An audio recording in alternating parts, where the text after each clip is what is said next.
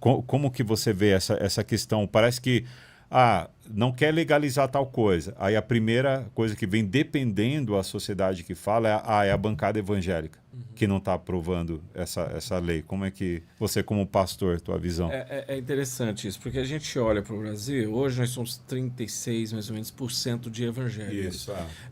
As projeções é que é 2050, mas vão ser mais 50% de evangélicos no Brasil, que é um fenômeno global. As pessoas se perguntam o que está acontecendo no Brasil quando pensam nisso, né?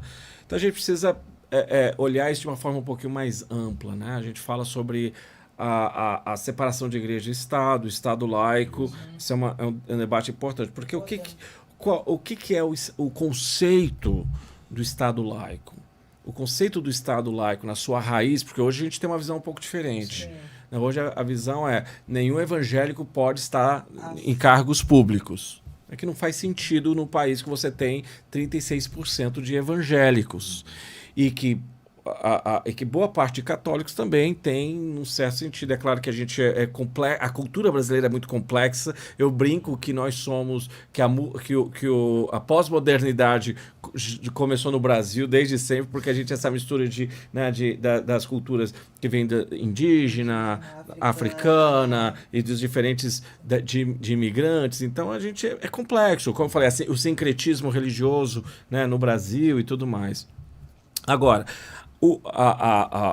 a laicidade, o conceito de Estado laico, que surge com os movimentos protestantes, é bom lembrar isso, sim, a reforma protestante, mas já tinha movimentos antes da reforma, inclusive, com grupos, você pode ler depois sobre esses grupos, né, mas chamados anabatistas e tudo mais, que vem discutir o conceito de Estado laico. Ele vai acontecer da primeira vez de uma forma mais contundente nos Estados Unidos, numa colônia chamada Rhode Island, e o conceito é que o clero não deve estar no governo do Estado, ter o poder do Estado, mas sim os leigos. O que ele está dizendo? Que uma denominação religiosa, seja lá qual for, não deveria controlar as decisões da coroa, sim, ou as decisões do Estado. Mas os leigos, sim. Agora, esses leigos, eles têm suas convicções, eles têm a sua visão de mundo, e eles têm a sua fé. E o Congresso são os lugares onde as pessoas estão debatendo essas coisas. E a gente lembra que o nosso tipo de governo é por representatividade. Sim. Então, como é que a gente lida com essas questões? Bom, uma das maneiras de lidar com essas questões é perceber que eu preciso entender em quem eu estou votando. Entender o que aquela pessoa crê sobre uma série de situações, não só sobre algumas situações que nos são caras, vamos dizer assim, mas a gente precisa entender isso. E aí a gente precisa construir também uma cultura onde a gente consiga minimamente pensar em soluções de longo prazo. Porque se você parar para pensar alguns projetos que vão chegar vão participar desses debates, o que vai acontecer? Não importa quem está no poder hoje, ele vai olhar o seu mapeamento das próximas eleições. Então hoje nós governamos, os governantes, eles governam para a próxima eleição, não pensando em deixar um legado de 20, 30 anos. Então, quando eu vou olhar para a próxima eleição num país onde 35%, 36% é evangélico, a gente tem católicos conservadores e outros grupos conservadores também, então algumas leis não vão passar mesmo. Sim. Não é só a bancada evangélica. Né? Então eu posso olhar para a bancada evangélica e colocar tudo na conta dela. Eu, particularmente, tenho meus problemas com a bancada evangélica que está aí, não estou defendendo eles. Mas a gente precisa olhar além disso também.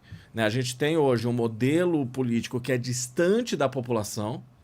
Né? Quer dizer, eu não tenho acesso, por mais que eu sei que você fala, não, eu sei quem eu votei, a maioria dos brasileiros não sabem quem votou para deputado, para senador, mas mesmo que você saiba, você não vai ter acesso fácil a eles no decorrer do seu... Né? Por isso que é importante o impacto coletivo, porque uma coletividade tem voz.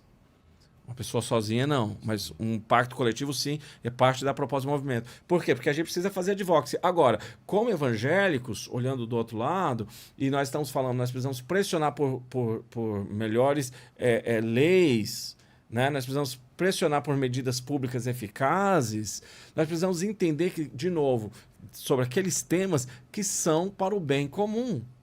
Nós não podemos achar que a nossa vida ela vai girar apenas em torno de 2, 3 temas.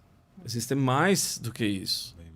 Né? Então, nós precisamos entender, olhar as necessidades que nós temos nos diferentes polos da cidade, quais são os pontos principais, e principalmente aqueles problemas que eles são problemas que geram alavanca para uma série de outros. Eu vou contar algumas histórias para te ilustrar isso.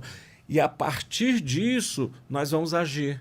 E aí vai diminuir uma série de outros números. Por exemplo, se eu consigo diminuir a gravidez na adolescência, eu não preciso ficar brigando por causa da lei do aborto ou não, porque eu tenho menos casos de meninas querendo abortar. Você concorda comigo? Agora, por que está acontecendo a gravidez da adolescência? Talvez porque a gente está tendo muitos casos de violência doméstica, pedofilia. Essas crianças não têm acesso, por exemplo, a um ambiente seguro onde elas possam ficar durante o dia, onde elas estão estudando, onde elas têm uma série de fatores de serviço público, elas são abandonadas pelo Estado e elas vão engravidar. Então, nós temos uma série de coisas que a gente precisa olhar nas causas, ao invés de só brigar nas questões de consequência. Um exemplo disso, por exemplo, contar 2 exemplos rápidos. Um é nos Estados Unidos, né, em Charleston, quando eles fazem o estudo de número de células prisionais que eles vão construir. E os Estados Unidos é o número 1 de construção de células no mundo, e o Brasil está ali entre os 3 primeiros. E quais os fatores que eles levam em conta? 2 coisas principais. Uma, crianças que não têm a presença do pai em casa. E o segundo, crianças que não foram alfabetizadas até a 3ª série. Ok? Então, essas crianças, se você tem um número de 1.000 crianças com esse perfil, a probabilidade de eles se tornarem um criminoso e irem para a prisão é altíssimo. Então, eles já preparam essas 1.000 células lá para o futuro que vai precisar. Então, quando as igrejas daquela cidade entenderam esses números, o que eles fizeram? Criaram um movimento em igrejas na cidade inteira, onde eles fizeram adotavam aquelas crianças, apadrinhavam, melhor dizendo, essas crianças, treinando elas para que elas fossem alfabetizadas, mas também tendo mentores, pessoas que iam conversar com elas sobre vida, levar para fazer um lanche, ajudar elas com uma série de coisas, para que elas pudessem ter um modelo onde elas pudessem apegar, e com isso você consegue, no longo prazo, diminuir a população prisional. Perfeito.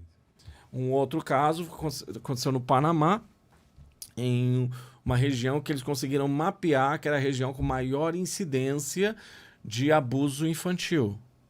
Então, o que eles fizeram? Através desses estudos, mobilizaram um grupo de igrejas que abriram as suas portas para fazer atividades com essas crianças, porque essas crianças eram crianças ou monoparentais, ou mesmo que tivessem os 2 pais que trabalhavam 18 horas e aquelas crianças saíam da escola e ficavam sozinhas, estavam sendo abusadas pelas próprias famílias. E agora essas crianças têm um lugar seguro onde elas recebem alimentação, educação, esporte, arte, cultura. E com isso eles conseguiram diminuir em 90% naquela região os casos de abuso infantil. Ou seja, você precisa olhar a causa e lidar na causa. E isso vai diminuir uma série de outros fatores. Você vai diminuir o problema de violência, vai diminuir o acesso às drogas, vai diminuir uma série de outras coisas que vai causar um impacto coletivo em toda a cidade.